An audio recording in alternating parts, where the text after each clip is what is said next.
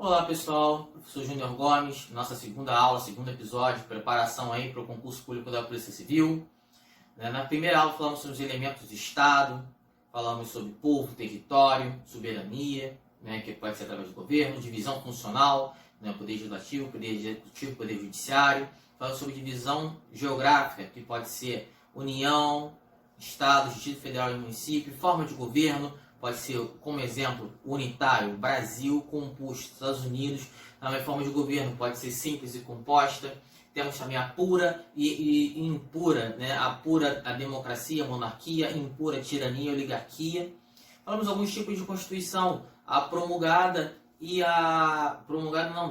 outorgada ou democrática.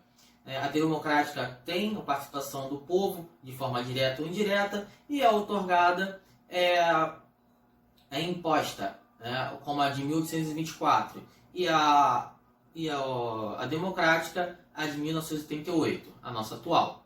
Falei também sobre o sistema de governo e falei também sobre fontes do direito constitucional. Poder constituinte originário e poder constituinte derivado. Hoje a gente vai falar sobre direitos e garantias fundamentais. É um tema que pode cair muito na nossa prova, então a gente tem que se aprofundar e pegar pesado com ela. Cabe uma interpretação, uma análise profunda.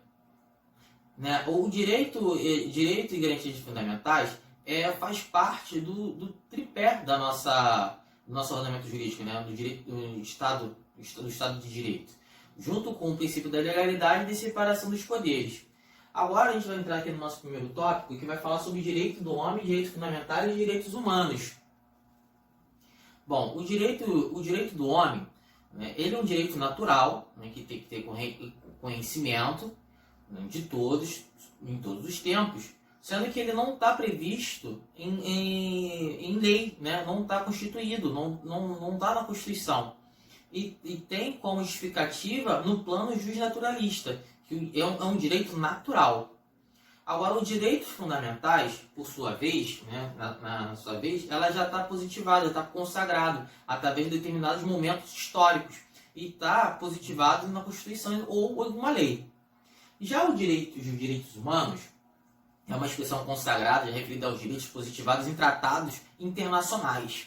Então, já vimos aí alguns, provavelmente na televisão, ou provavelmente já estudamos alguma coisa em relação. Então, ou seja, são direitos protegidos no âmbito do direito internacional público. A proteção, esse direito é mediante convenções globais. Um exemplo é o Pacto Internacional sobre os Direitos Civis e Políticos, ou regionais, a Convenção Americana de Direitos Humanos. Nem sempre o direito dessas convenções vão estar positivados. Eles podem não estar positivados em forma internacional, mas de forma interna. Ou o contrário, ela não pode estar positivada de forma interna, mas não está na forma internacional. É importante, termos um certo cuidado para não confundir direitos fundamentais com garantias fundamentais. Qual seria, afinal, a diferença entre eles? Vamos tentar diferenciar um pouco. Os direitos fundamentais são os bens protegidos pela Constituição. É o caso da vida, da liberdade, da propriedade. Já as garantias são as formas de que se protegem esses bens, ou seja, os instrumentos constitucionais. Um exemplo é o habeas corpus, que protege a liberdade de locomoção. Que uma vez vetado a liberdade de um indivíduo, esse tenta entrar com habeas corpus para tentar ingressa com habeas corpus, interpõe o habeas corpus, são termos jurídicos, para tentar conseguir a sua liberdade. Agora, vamos ao segundo tópico, gerações ou dimensões. Bom, as gerações e dimensões, elas surgem a partir do tempo da sociedade. São direitos adquiridos da sociedade. Alguns doutrinadores pegam a ideia de geração, que é um pouco mais antiga, e dimensões, que são autores mais recentes, a nova doutrina pega o termo dimensões. É bom a gente saber que gerações ou dimensões têm ideias iguais, só que por gosto de doutrinadores e autores, cada um fala do seu jeito. Aqui a gente vai tentar tratar das duas formas. Como eu disse, essas gerações ou dimensões, foi conquistada pela sociedade ao decorrer do tempo. Um momento que teve uma explosão, uma declaração muito forte, onde deu para caracterizar o surgimento dessas gerações ou dimensões, foi na Revolução Francesa, onde tivemos a primeira, a segunda e a terceira, né, gerações. Que a Revolução Francesa, ela também tem como lema a liberdade, igualdade e fraternidade. E vai ser fontes dessas gerações e dimensões. Na primeira, a gente vai usar como fonte principal a liberdade, que também foi adquirir os direitos civis e políticos. É um momento que a sociedade passava por uma crise que quem estava no poder era o monarca, onde concentrava todo o poder do Estado, e onde até nasceu a tripartição dos poderes. Nesse período, o Estado se intervia, se metia muito, invadia muito a vida privada das pessoas, dos indivíduos, chamada também de liberdade negativa. E a partir desse momento, teve o surgimento o direito de defesa do cidadão, onde ele também conseguia impor aos Estados algumas obrigações, ainda mais com relação às suas omissões, pediam a correção das suas omissões. Também teve o surgimento de direitos civis, como eu falei, e políticos. Além desses, tivemos o direito de propriedade, o direito de locomoção, o direito de sucessão e o direito de reunião. Esses também não foi só através da Revolução Francesa, também teve fontes nas revoluções americanas, no século XVIII. Já aqui no Brasil, no Império, em 1824, já tivemos alguns direitos sociais incluídos. Os socorros públicos e a instrução primária gratuita. Esses são direitos que foram integrados aqui no Brasil, que foram inspirados na Declaração Francesa. E a gente já sofrendo a influência das declarações francesas. Já na segunda geração, já tem como fonte principal a igualdade. Também foi desenvolvido também na segunda geração o direito econômico, social e culturais. Está ali para você poder fixar, escrever no seu caderninho, só um pequeno resumo, que eu estou falando bastante. Se for possível, você anote tudo o que eu falo, mas tenta pegar ali o que está escrito no quadro um pouco e fazer suas anotações e dali de decorrer. São direitos que envolvem a prestação positiva do Estado ao indivíduo ou aos indivíduos. Em sua maioria, caracterizam como serem normas programáticas, por isso chamadas de liberdades positivas, para o Estado constituir obrigações de fazer algo em prol de indivíduos. E também pode ser chamada, ela também era chamada na época de direitos do bem-estar. Nesse a gente conseguiu outros exemplos de direitos sociais, foi o direito à educação, o direito à saúde e o direito ao trabalho. Já na terceira, já visa não só um indivíduo, mas todos. Veja que chega uma ordem cronológica, que primeiro se consegue os seus direitos, aí depois começam os direitos individuais, e vai aumentando, aí tem os direitos econômicos, sociais, agora chamando um terceiro que tenta chegar à coletividade. E como fonte, como a gente pode destacar na terceira geração, é a fraternidade ou solidariedade. Também são características da terceira geração os direitos difusos e coletivos. E temos aí exemplos da terceira geração: o direito do consumidor, o direito do meio ambiente ecologicamente equilibrado e o direito ao desenvolvimento. Veja que o lema da Revolução Francesa atingiu a liberdade, igualdade e fraternidade, que já são as três primeiras gerações. Então, elas incluem bastante coisa. E com a evolução, com o acúmulo dessas, já aparece a quarta geração, que fala sobre a globalização, a democracia, a informação e o pluralismo. Mexe um pouco com... Também temos a ideia da globalização política, ali só a globalização, vou complementar, globalização política, e também com um trabalho genético, com engenharia genética. Na quinta geração, alguns autores falam que o direito à paz já está na terceira geração, está aqui em cima. Sendo que a maioria diz que o direito à paz está na quinta geração. Então, pessoal, agora vamos falar sobre o nosso terceiro tópico aqui, características dos direitos fundamentais. Vamos aqui ao primeiro, historicidade. Historicidade são fatos, né, ao decorrer da civilização humana, né, que são fatos sociais, que são progressivas, são acumulativas, né, como as gerações que estudamos como direitos fundamentais. A primeira, a segunda, a terceira e a quarta, a quinta geração, ou dimensão, dependendo do autor. Agora vamos para o segundo, aqui, a inalienabilidade, que é intransferível e inegociável. Deixei aqui destacado para vocês. Assim, um indivíduo não pode, por vontade, se abdicar do direito. Além disso, ele não possui conteúdo econômico patrimonial.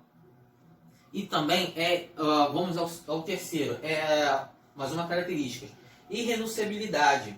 Não pode dele se dispor, não pode o indivíduo se dispor do direito, exceto, né, em alguns casos, por vontade própria. No caso de um reality show, né, uma coisa bem popular, como o BBB, né, Big Brother Brasil, como a Fazenda, que por um determinado período o indivíduo abre mão do direito à privacidade. Bom, a imprescritibilidade, né, é um dos direitos também que está aqui, é o nosso primeiro, segundo, terceiro, quarto, que não se perdem com o tempo, no decorrer do tempo não perde, não prescreve. Essa característica também decorre do fato que os direitos fundamentais são personalíssimos, não podendo ser alcançados por prescrição. Agora vamos falar sobre a relatividade, que está aqui, limitados no caso concreto. Bom, na relatividade não há direitos fundamentais absolutos. Trata-se de direitos relativos limitáveis no caso concreto, por outro direito fundamental. No caso de conflito entre eles, há uma concordância prática ou harmônica. Nenhum deles é sacrificado definitivamente. A relatividade, dentre todas as características dos direitos fundamentais, é a mais cobrada em prova. Por isso, guarde o seguinte: não há direito fundamental absoluto. Todo direito sempre encontra limite em outro ou em outros, também protegidos pela Constituição. E por isso, que em caso de conflito entre dois direitos não haverá sacrifício total de relação um ao outro, mas a redução proporcional entre ambos, buscando sempre uma finalidade harmônica e finalidade da norma. Vamos agora para a universalidade. Os direitos fundamentais são comuns de todos os seres humanos, tá? Núcleo mínimo de direitos, respeitando suas particularidades. Entre outras palavras, é um núcleo, né, mínimo de direito que deve ser outorgado a todas as pessoas. Um exemplo, direito à vida. Todos nós temos direito à vida. Cabe destacar ainda que alguns direitos não podem ser titularizados por todos, pois são outorgados a grupos específicos. Temos um exemplo assim, o direito dos trabalhadores. Cai muito em prova isso também. Agora, a complementariedade. As gerações se unem. É como vim falando, as gerações dos direitos fundamentais, eles não são divisíveis, eles vão se complementando. A primeira geração completa com a segunda e assim por diante até chegar à quinta ou até a mais. Concorrência. Estamos aqui na concorrência. Os direitos fundamentais podem ser exercidos de forma acumulativa, podendo o mesmo titular exercer vários direitos ao mesmo tempo. E efetividade é a nossa última característica, não, penúltima característica, né, que é os poderes públicos têm a missão de concretizar e efetivar os direitos fundamentais. Proibição do retrocesso. Por serem os direitos fundamentais acumulativos, né, resultados evolutivos de um processo da sociedade, né, são conquistas graduais da humanidade, não podem ser enfraquecidos ou suprimidos do nada. Isso significa que as normas que o instituem não podem ser revogadas ou substituídas por outra que os diminuam ou restringam ou suprimam, né? Então, vamos falar agora sobre a dupla dimensão. Dimensão subjetiva e objetiva. Na dimensão subjetiva, os direitos fundamentais são direitos exigíveis perante o Estado. As pessoas podem exigir que o Estado se abstenha de intervir indevidamente na esfera privada. Temos aí características da primeira geração. O que o Estado atue ofertando prestações positivas através de políticas de serviços públicos, Já aí temos características da segunda geração de direitos fundamentais. Já na dimensão objetiva, os direitos fundamentais são vistos como enunciados dotados de alta carga valorativa. Eles são qualificados como princípios estruturantes do Estado, cuja a eficácia se irradia para todo o ordenamento jurídico. Agora vamos entrar no limite do Estado dos direitos fundamentais. Temos a teoria absoluta e a teoria relativa. Pessoal, nosso quinto tópico é a eficácia horizontal dos direitos fundamentais. É eficácia direta e imediata, indireta e imediata, e eficácia direta e imediata. Bom, é bom deixar anotadinho separado no caderno para não se confundir. Já no direito, na teoria da eficácia indireta e imediata, os direitos fundamentais só se aplicam na relação jurídica entre os particulares de forma indireta, excepcionalmente por meio de cláusulas gerais de direito privado, no caso de ordem pública, liberdade contratual. Já na teoria de eficácia direta e imediata, os direitos fundamentais incidem diretamente nas relações entre os particulares. Esses, então, são obrigados a cumpri-los quanto ao poder público. Bom, essa tese é que prevalece aqui no Brasil, então vou tentar exemplificar, e quem também adota essa tese é o Supremo Tribunal Federal, o STF. Por exemplo, um sócio de determinada sociedade age de forma que os outros sócios não concordem e querem que ele saia da sociedade, querem retirá-lo da sociedade. Mas antes disso tem que ser concedido a ele o direito de ampla defesa e contraditório. Esse direito é um direito fundamental, que está na nossa Constituição. Então, a eficácia horizontal dos direitos fundamentais. Agora vamos partir para o nosso sexto tópico, os direitos fundamentais na nossa Constituição. Ele está previsto no título 2 da nossa Constituição de 88, e tem um catálogo dos direitos fundamentais como título, como entre aspas, aí, entre título. Ele vai do artigo 5º ao artigo 17. Ele divide em 5 direitos fundamentais.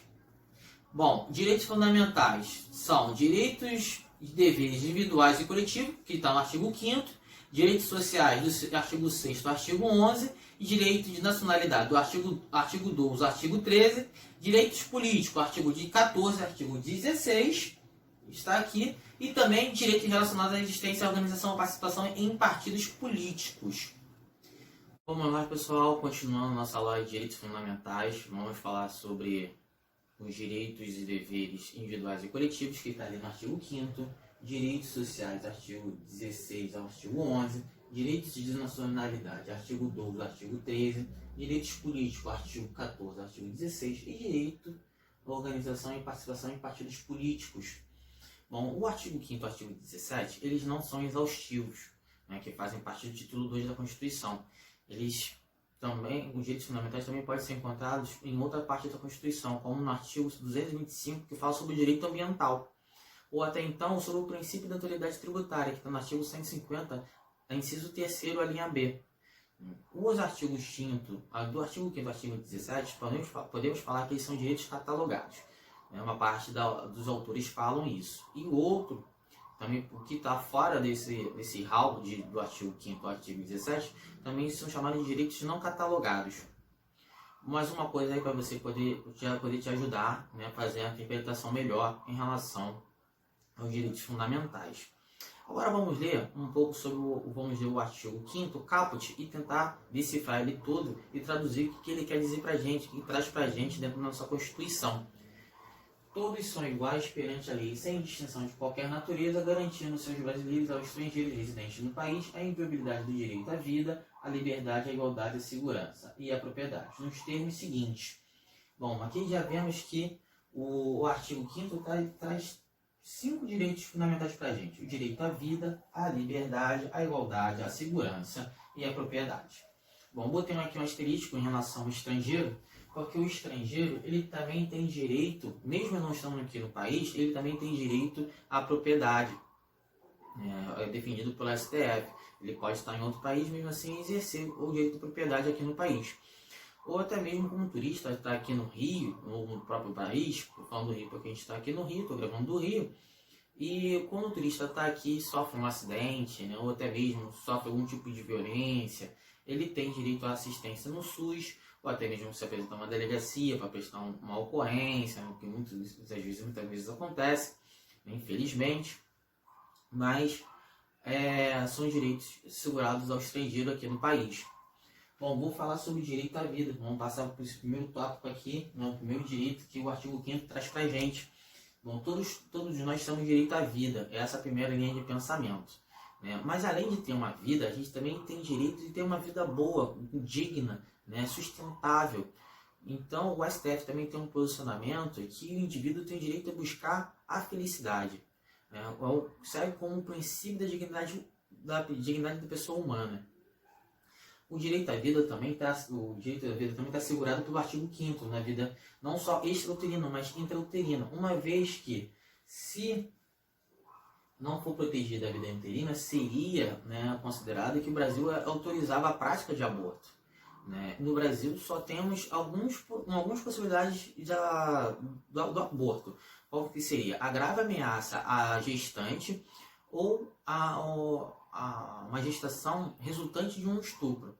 Também tem entendimento do STF que é possível a interrupção da gravidez quando o feto é anencéfalo, né? Quando ele tem problemas na malformação neural, no tubo neural.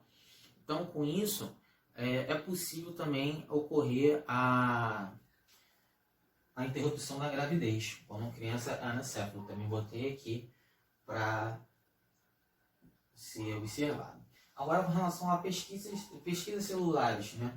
Pesquisas celulares troncos, também é permitida pelo STF, né? Porque não ofende o direito à vida. Né? Essa fertilização é in vitro, utilizando embriões humanos. Bom, agora o último aqui que deixei em destaque para você prestar bastante atenção, que a questão de prova já cai em vários concursos públicos, tem que estudar, tem que fixar que é a questão de prova. No Brasil é possível a pena de morte? Aí você vai pensar, normalmente não, exceto, né, em caso de guerra declarada. Aí sim é possível. A Constituição só permite a pena de morte quando há guerra declarada. Então podemos, com essa ideia, afirmar que nem mesmo o direito à vida é absoluto. No caso aqui, a exceção, a pena de morte é possível em caso de guerra. Agora vamos passar para o nosso primeiro inciso. Depois que a gente decifrou o caput, né, o artigo 5º da Constituição, agora a gente vai entrar para o inciso 1º, que fala sobre homens e mulheres são iguais em direitos e obrigações nos termos dessa Constituição. O inciso 1º traz para a gente o princípio da igualdade, está aqui em cima, que todos devem ser tratados de forma igual e tratar com desigualdade as pessoas que se encontram em condições desiguais. O legislador também e o aplicador da lei não podem criar normas ou aplicar normas discriminatórias. Eles têm que tomar cuidado com isso e seguir o princípio da igualdade. Em relação a... poderá também haver tratamento desigual. Essa aqui é o princípio da igualdade material. Por quê? Um momento em que temos uma desigualdade, tenta igualar dessa forma, a lei traz uma forma para tentar esses desiguais serem tratados de formas iguais. Vou dar um exemplo. Reserva de faculdades públicas, reserva de vagas em faculdades públicas para negros e índios e pessoas hipossuficientes. Ou até então, concursos públicos em relação ao gênero. É o caso de concurso público para agente penitenciário em presídios femininos, que é exclusivo para mulheres, decisão do próprio STF. Ou então, por idade, ou por atribuição de competência. A súmula 683 do STF afirma. Temos exemplo aí, como atribuição até determinada idade, como a Especiais, que tem determinada idade para fazer a prova, a ESA, que é o sargento do Exército, também tem determinada idade para fazer prova, até a PM da polícia, ou atualmente até 35 anos. Então, dependendo da idade, esse candidato, esse indivíduo não vai poder concorrer, fazer o concurso público. Então, temos algumas vedações. Ele tenta diferenciar, né, o princípio da igualdade material, né, tenta tratar os desiguais, né, dentro da sua desigualdade.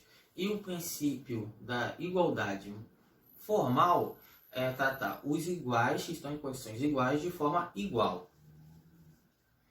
Bom, o princípio da igualdade traz também para a gente outros princípios, como o princípio da vedação do racismo, no artigo 5º, inciso 42 da nossa Constituição. A gente vai poder ler ele mais um pouco mais à frente. Agora vamos falar sobre o princípio da igualdade. O princípio da igualdade trata... vou ler o primeiro inciso, o segundo, para a gente ter na cabeça, e eu explico qual seria o princípio da legalidade. Esse a gente vai falar bastante durante as nossas aulas. Ninguém será obrigado a fazer ou deixar de fazer alguma coisa senão em virtude de lei. Já vemos aí, tem uma diferenciação entre o particular e o poder público. Um caso serventuário público. O particular ele pode deixar de agir ou agir em virtude de lei, uma vez que não tenha na lei. Já o funcionário público, o poder público, ele só pode agir quando há uma lei expressa que faça ele agir. Então, ele não pode realizar alguma coisa que está fora da lei, podendo ocorrer em responder através de forma civil, administrativa e penal. Esse princípio é muito importante para a administração pública. Agora vamos ler o inciso 3º do artigo 5º, mas esse ele é bem literal, não costuma ser cobrado de forma bem literal também nas provas. Ninguém será submetido à tortura nem ao tratamento desumano ou degradante. Esse costuma ser cobrado de forma literal, então é bom memorizá-lo. É bem cobrado. Agora vamos para o inciso 4º, liberdade de expressão. Vamos lá. Vou ler agora o artigo 4º, já deixei ali o que ele que traduz para a gente. É a livre manifestação do pensamento sendo vedado o anonimato. Porque não pode ter o anonimato, que é o verdadeiro fundamento do Estado Democrático de Direitos. Todos devem se manifestar de forma oral ou por escrito o que pensam, desde que isso não seja feito de forma anônima. Por quê? Essa vedação é para garantir que um terceiro não sofra um dano com relação a essa liberdade de expressão. Então tem que tomar muito cuidado em relação à liberdade de expressão, mas aqui no nosso país é possível a liberdade de expressão sim.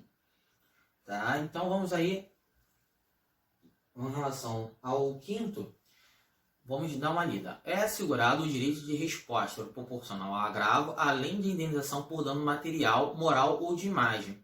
Esse traduz para a gente o direito de resposta.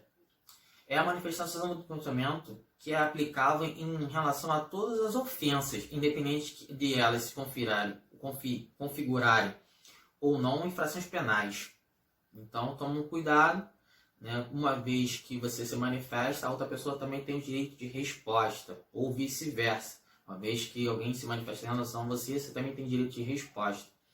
Então, ficamos aqui com essa parte. Vamos continuar nossa aula com o próximo quadro. Vou escrever e já temos mais coisas para a gente estudar em relação ao artigo 5º dos seus incisos, em relação aos direitos fundamentais.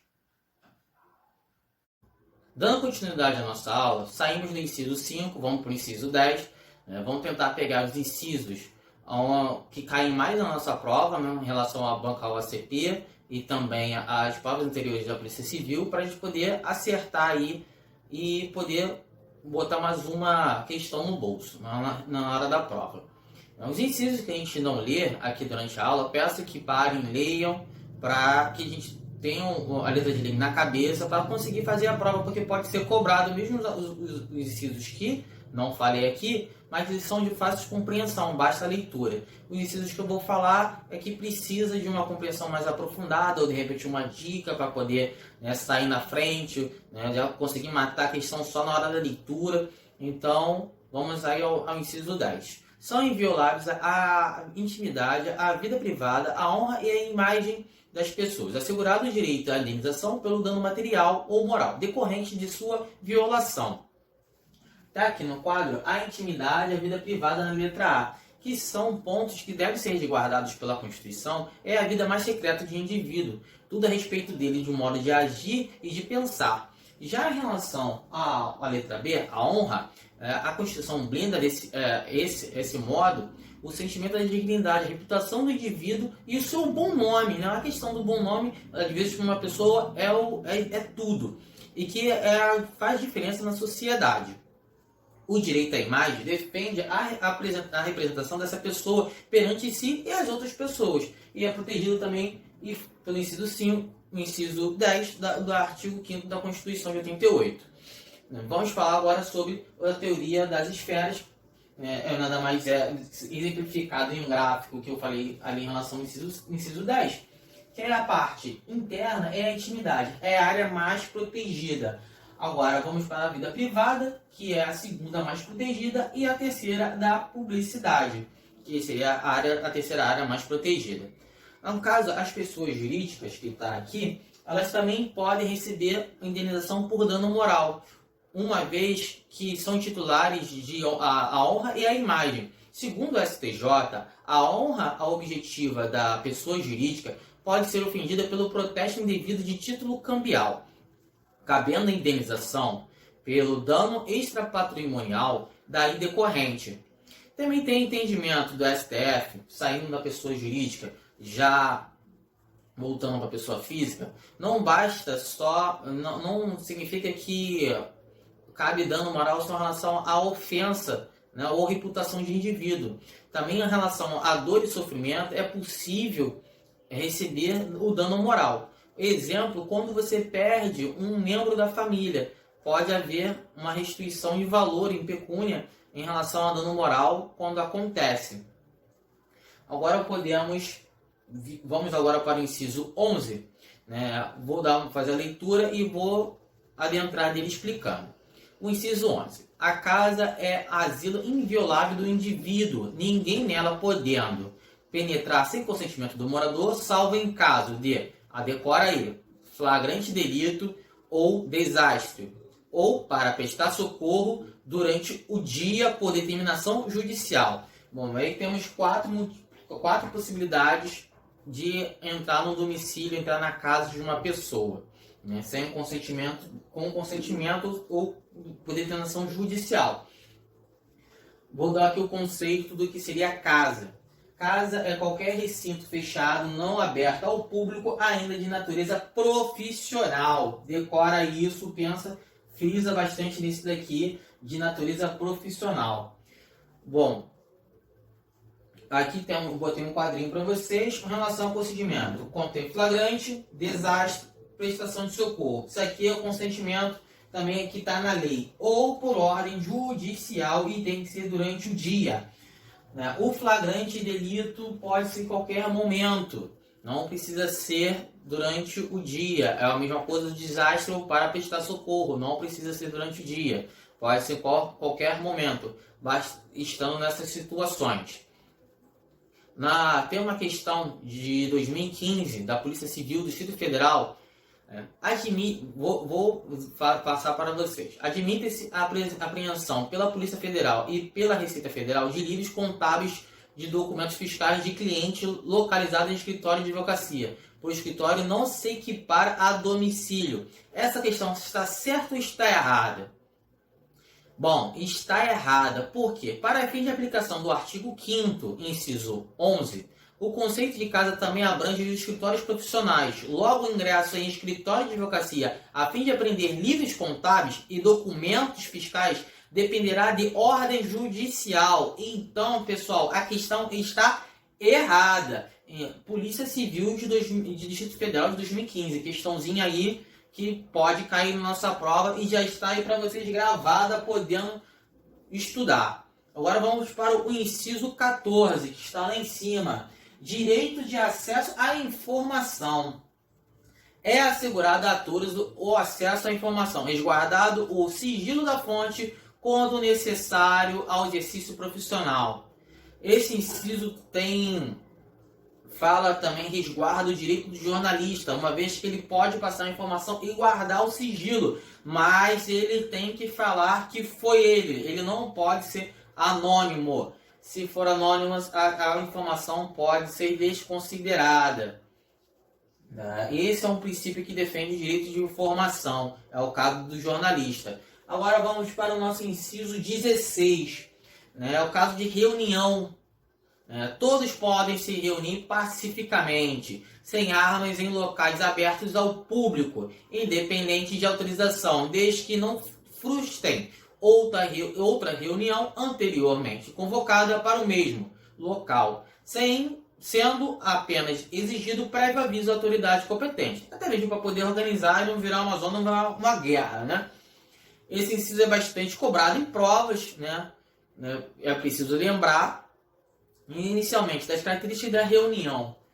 Tem que ter fins pacíficos, locais abertos ao público, não poderá frustrar outra e desnecessidade de autorização é uma coisa que tem que ser observado, porque tem que notificar, mas não precisa de autorização, tá? Então é uma coisa que vocês é diferente de notificar, de pedir autorização, como diz o próprio inciso. O STF também foi chamado, né, apreciado uma marcha em que aconteceu como ideia da marcha da maconha, tendo se manifestado no sentido de que é inconstitucional qualquer interpretação do Código Penal que possa ensejar a criminalização da defesa da legalização das drogas ou qualquer substância entorpecente específica, inclusive através de manifestações e eventos públicos. Assim, admite-se no direito da reunião seja exercício exclusivo para defender a legalização da maconha, de drogas, não é permitida. Todavia, a citação e o incentivo e o estímulo ao consumo de entorpecentes da sua realização.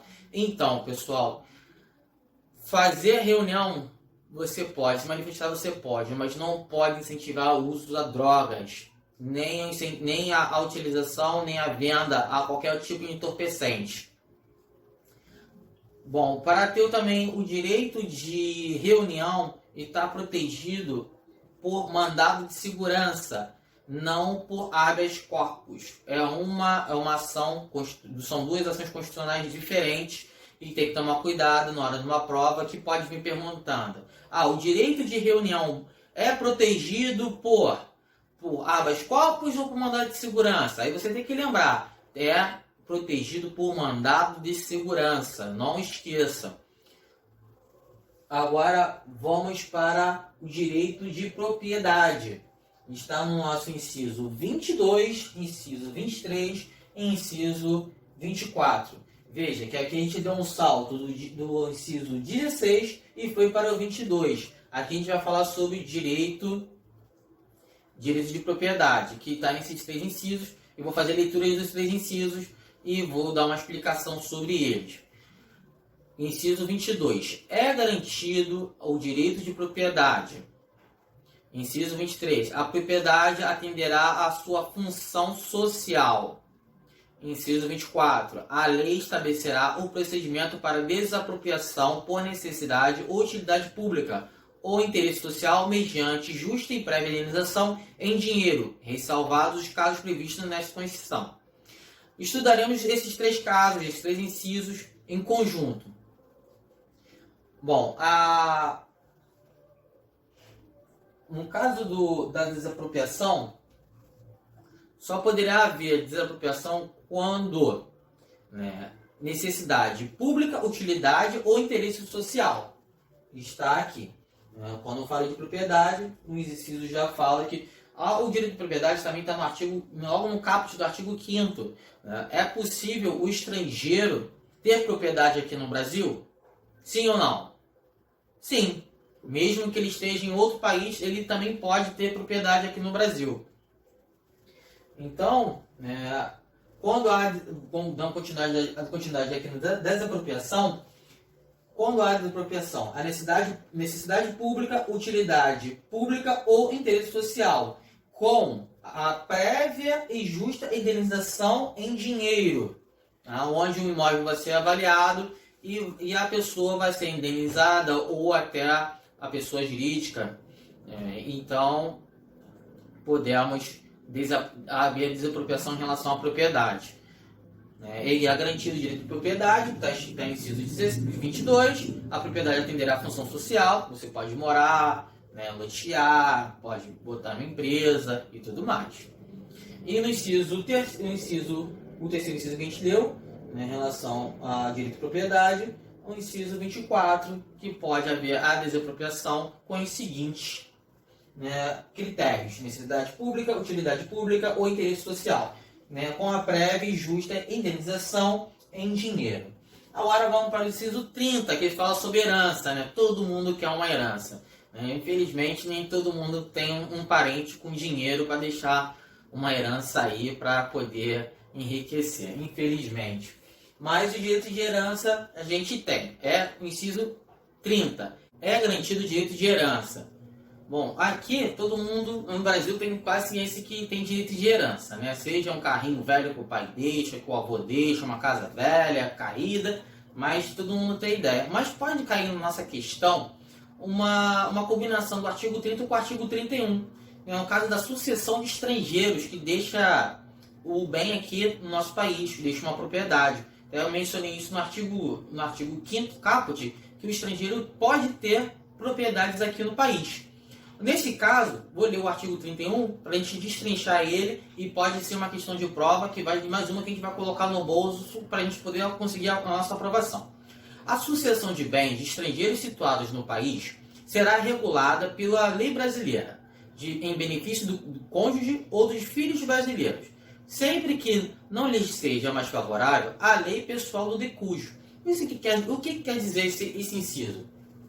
Que quando a lei brasileira for mais beneficente para os sucessores brasileiros, vai se aplicar a lei brasileira. Mas quando a lei estrangeira for mais beneficente para os sucessores brasileiros, vai se aplicar a lei estrangeira, né? E quando dá essa competência, vai a lei que beneficia os sucessores brasileiros. Então, quando há uma herança de um estrangeiro aqui no país, se aplica-se a lei que vai beneficiar os sucessores brasileiros. Vamos agora para o nosso inciso 32, que fala sobre defesa do consumidor. Lei 8.078. O Estado promoverá, na forma da lei, a defesa do consumidor.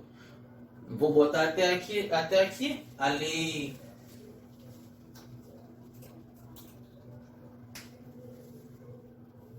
Lei 8.078.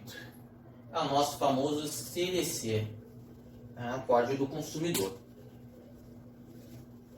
Voltando aqui, botei ele para o quadro para vocês, né? A lei, o Estado promoverá, na forma da lei, a defesa do consumidor. O nosso ordenamento jurídico, no caso do ordenamento jurídico brasileiro, é um conjunto de leis que visam proteger o direito do consumidor, bem como disciplinar as relações e responsabilidade dos fornecedores, fabricantes, no caso dos produtos, onde a gente pode ter as nossas garantias com relação ao conserto, ou até mesmo produto com defeito, né, que pode ter troca ou conserto desse produto, né, com prazos aí de 30 dias ou de 90 dias. Né, temos as garantias estendidas, né, que dada pelo fornecedor, pelo fabricante. Então, são critérios que a Constituição colocou aí no inciso 32 do artigo 5º, para a gente ter uma ciência que o consumidor tem direito, e é uma lei, a Lei 8.078, o famoso CDC, positiva, regulamenta essa questão, porque é fundamental no nosso ordenamento jurídico. Inciso 37 e inciso 53. Bom, no inciso 37, não haverá juízo ou tribunal de exceção. Inciso 53. Ninguém será processado nem sentenciado senão pela autoridade competente. Aqui, o princípio do juízo natural está no inciso 37, para não ficar confuso, mas combina os dois com o inciso 53. A nossa Constituição garante que nenhum cidadão será julgado por uma autoridade que não tenha competência definida para tal ato. E esse assunto é o artigo 53. E o princípio do juiz natural é que busca garantir a imparcialidade do poder judiciário e como sua independência. Ou seja, ele define que todos os juízes devem sempre buscar agir a justiça, sem levar em conta as suas crenças e preferências na hora de tomar uma decisão. Não pode agir de forma parcial, sempre imparcial. Bom, agora vamos a um princípio também fundamental para quase todos os ramos do direito. Princípio constitucional da legalidade. Está no nosso inciso 39 da Constituição, no artigo 5º. Esse garante que nenhum cidadão seja acusado de crime caso não haja previsão deste ato como sendo criminoso. Ou seja, não há crime sem lei que o defina. Dessa forma, essa é uma garantia muito importante para que chamamos de segurança jurídica, visto que, por meio dessa segurança, que as liberdades individuais do cidadão brasileiro são protegidas. Enquanto não houver na lei que o ato de uma certa pessoa não é crime, ela não pode ser punida. Por exemplo, a pessoa rabiscou a parede do curso. Bom, até ontem, ou até hoje, não é crime. Mas na semana que vem, sai uma lei que fala que pintar a parede escrever na parede do curso é crime. Então, como antes, devido à segurança jurídica, não estava definido na lei que era crime, aquele momento que foi desenhado e escreveu na parede do curso, não é considerado crime. Mas na partir da semana que vem, se fizer isso, vai ser crime. Então, vamos agora para o nosso inciso 47. Em relação às... Não haverá penas no Brasil de morte, salvo em caso de guerra declarado nos termos do artigo 84, inciso 19, conforme está aqui, de caráter perpétuo, de trabalhos forçados, de banimento e cruéis. A nossa Constituição dispõe de mecanismos que proíbem o Estado de aplicar determinadas penas. É sobre esse assunto que o inciso 47 do artigo 5º fala. Então, vamos falar mais um pouco sobre essas penas que são proibidas e dando continuidade. Pena de morte. Pena de morte. Esse tipo de pena é caracterizada pela retirada da vida de um indivíduo como forma de punição por um crime. No Brasil, ela é permitida somente em caso de guerra declarada e ato privativo do presidente em caso de agressão estrangeira, conforme dispõe o artigo 84. Então, é bem característica, né? É bem exceção e cai bastante em prova. Então, decora aí que a pena de morte só é possível quando há, em caso de guerra declarada. É um ato privativo do presidente ainda. E tem alguns requisitos ainda que devem ser estabelecidos. Em tempo de paz no Brasil, não admite a aplicação de pena de morte, também conhecida como pena capital. Em nenhuma hipótese, assim como faz a imensa maioria dos países democráticos do mundo, tá? Então, pessoal, bota isso. Pena perpétua. Nossa segunda aqui, de caráter perpétuo.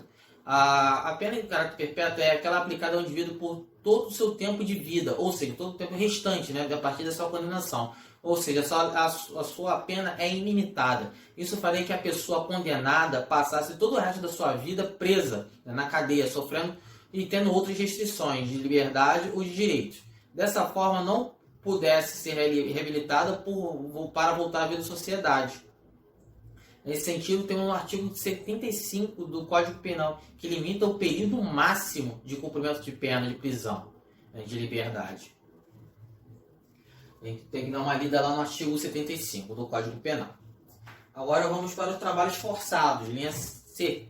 A pena de trabalhos forçados trata de obrigar o indivíduo a trabalhar sem qualquer benefício ou remuneração, ou seja, sob castigos corporais, como já ocorreu no passado distante, né, em diversos países e também no Brasil, que é o caso da escravidão, uma das maiores manchas da nossa história, infelizmente, cujo legado e inequalidades outros efeitos sociais nocivos também que tem os efeitos até hoje.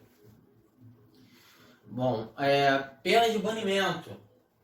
Essa modalidade também de punição afasta do convívio, o condenado do convívio das suas familiares, né, do seu domicílio, ou seja, em casos extremos de seu país, seguida pela perda de condição de cidadão brasileiro. Essa pena também é proibida devido à condição estrangeira que o sujeito exilado terá em outro país, ferindo a garantia dos seus direitos fundamentais.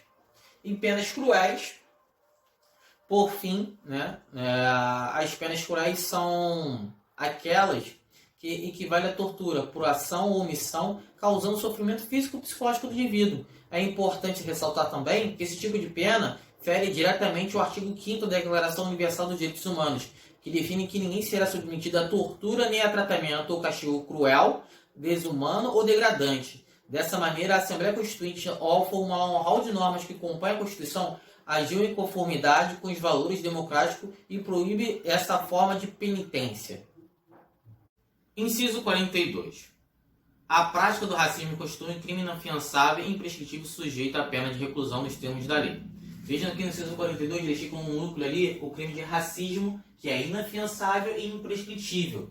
Agora vamos para o inciso 43. A lei considerar crimes inafiançáveis e suscetíveis de graça ou anistia a prática de tortura, tráfico ilícito de entorpecentes, de drogas afins. O terrorismo e os definidos como crimes hediondos, por ele respondendo os mandantes, os executores, os que podendo evitá-los se omitirem. Deixei aqui também destacado, né? O inciso 43, a inafiançável e insuscetível de graça ou anistia a prática de tortura, tráfico e crimes hediondos. Já é o nosso famoso 3H, mais uma setinha aí para você poder decorar, né? O famoso Tiago, 3 Tiagos. Inciso 44. Constitui crime inafiançável e imprescritível a ação de grupos armados, civis ou militares, contra a ordem constitucional e o Estado democrático. Veja que também botei aqui como um núcleo no inciso 44, crime inafiançável e imprescritível, a ação de grupos armados, civis ou militares, contra a ordem constitucional e o Estado democrático. Veja que aqui também eu criei um quadrozinho para a gente decorar esses três incisos. Que no caso aqui é inafiançável, todos eles, imprescritível é o racismo e ação de grupos armados, civis e militares contra a ordem constitucional, e aqui insuscetíveis de graça ou anistia, o 3H, tortura, tráfico, terrorismo, crimes hediondos. Também falei em relação à anistia e à graça. A graça constitui o perdão no crime, normalmente por motivos humanitários, a uma pessoa ou um grupo específico, não podendo ser considerado, todavia, que a conduta deixou de ser ilícita. A anistia, diferente da graça, se refere aos fatos e não às pessoas, sendo então um benefício dado referente à conduta antes ou depois do trânsito julgado da sentença condenatória, podendo ainda requerer certas condições ou obrigacionais que seja concedida. Para ser concedida, muitas vezes, a anistia, ela tem algumas condições que é imposta para determinadas condutas. Vamos agora para o inciso 54. Ninguém será privado da liberdade ou de seus bens sem o devido processo legal. Aqui deixei um núcleo também, privado de liberdade sem o devido processo legal. Né? Esse devido processo legal, ele vem, temos que combinar o inciso 44 com 54 com 55. Aos litigantes de processo judicial ou administrativo e os acusados em geral são assegurados o direito do contraditório, ampla defesa com os meios e recursos a ele inerentes. O que seria o contraditório? É a ciência bilateral dos atos e os termos do processo. E a ampla defesa é a possibilidade que as partes se valeram de todas as defesas possíveis. São tudo que é possível para essa defesa, desde do recurso, a ciência do processo, a citação.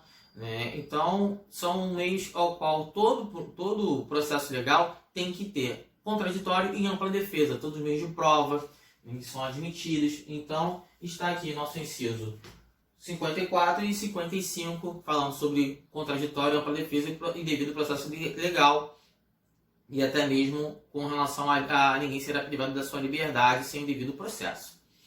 Vamos dar aí continuidade, no inciso 56. São inadmissíveis no processo as provas obtidas por meios ilícitos. Então, as provas obtidas por meios ilícitos são inadmissíveis no processo.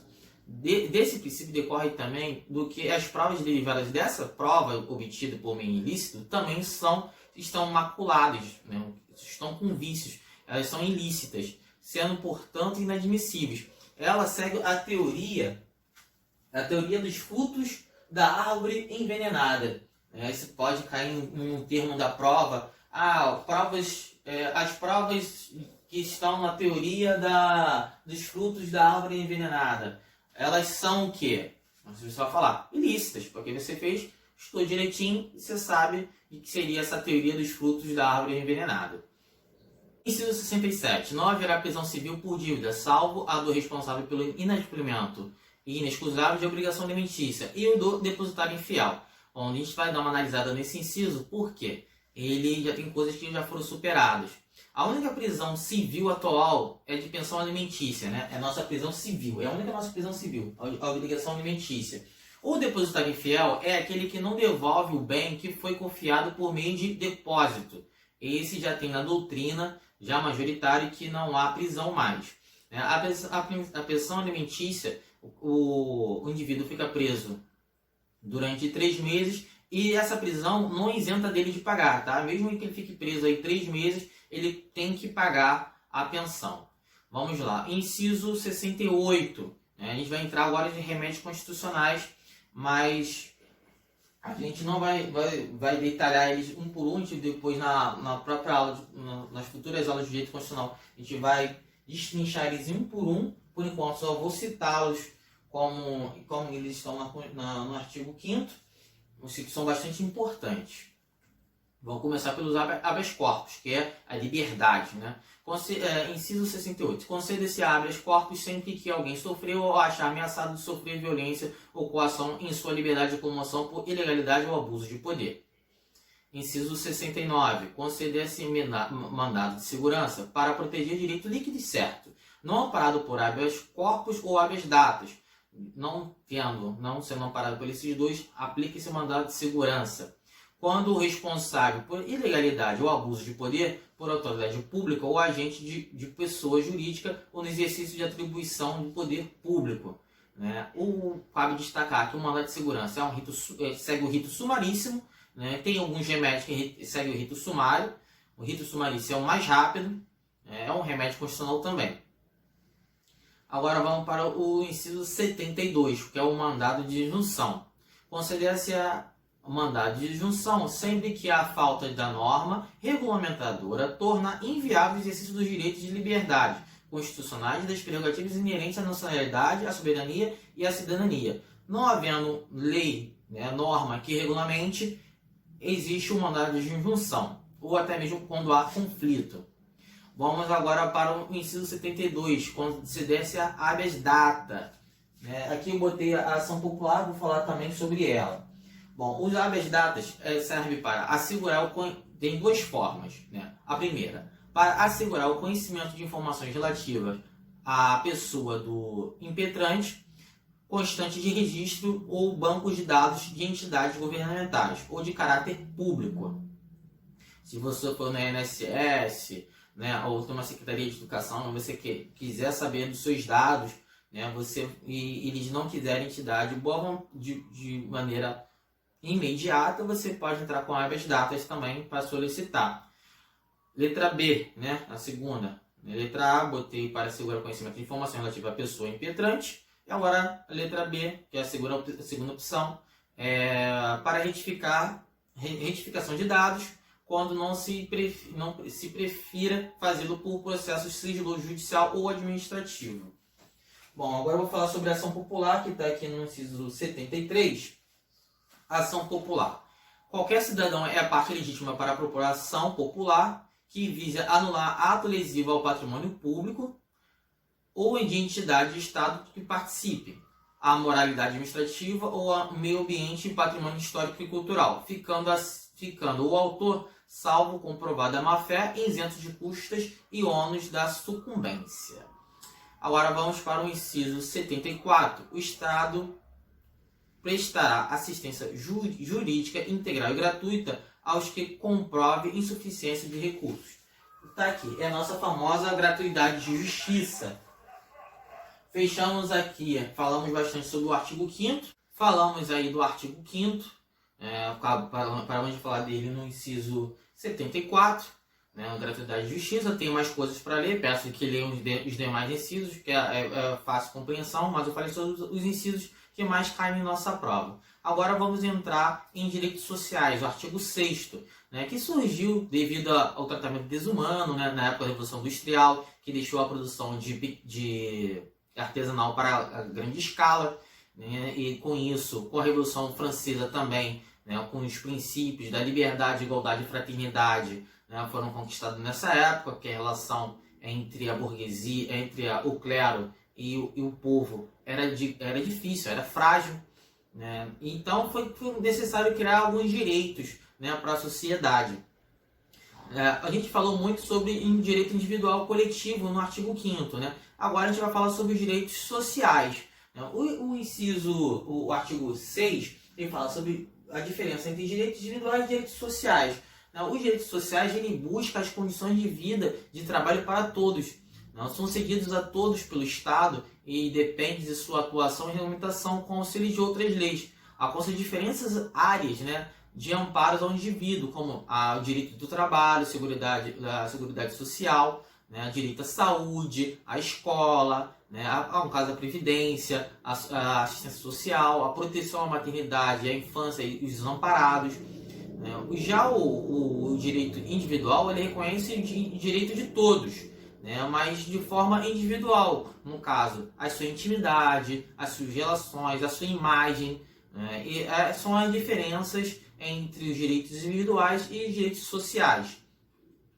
Vamos ler agora o artigo 6º, que está lá em cima marcado lá em vermelho para a gente.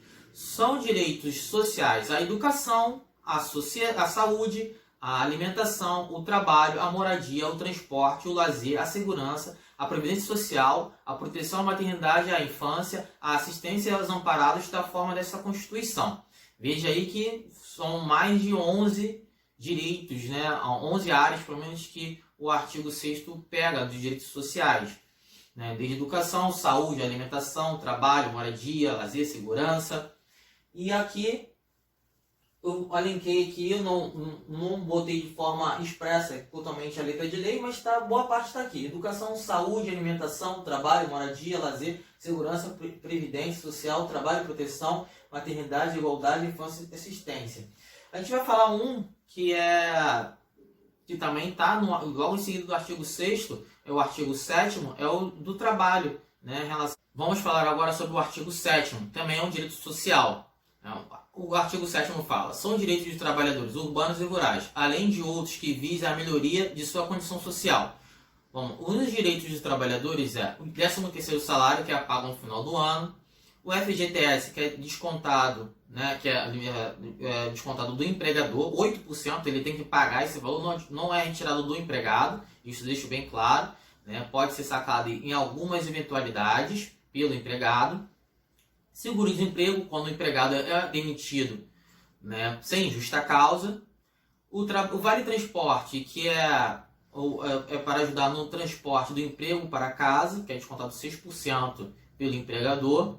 Abono salarial, que é um benefício no salário mínimo para os empregados que têm renda até 2 salários mínimos, que esse também está sendo discutido, né, a gente pode discutir isso um pouco mais à frente. Aviso prévio, que é dado pela quebra de contrato pelo empregado ou pelo empregador. E adicional noturno de 20% maior para a pessoa que trabalha entre 22 horas e 5 horas da manhã do dia seguinte. Bom, e agora também o artigo 7º fala sobre o trabalhador avulso, né, tem os mesmos direitos dos trabalhadores e dos demais trabalhadores. O serviço é prestado eventualmente, o trabalhador pode prestar serviço a várias empresas, a intermediação do sindicato, que é obrigatória, e a remuneração é feita por rateio, né? O artigo 7º também fala sobre o empregado doméstico, que é o parágrafo único, e combinado com o artigo 7º da CLT, deixa aí marcado no seu caderno. O artigo 7º também fala do servidor público, que está no inciso 4, 7, 8, 9, 12, 13, 15, 16, 17, 18, 19, 20, 22 e 30. Anota aí em relação ao servidor público. Esses são incisos que estão no artigo 7º que atendem ao servidor público. E agora a gente vai para o inciso, vamos para o artigo 8º, que fala sobre direitos coletivos dos trabalhadores, que vai do artigo 8º até o artigo 11 da Constituição.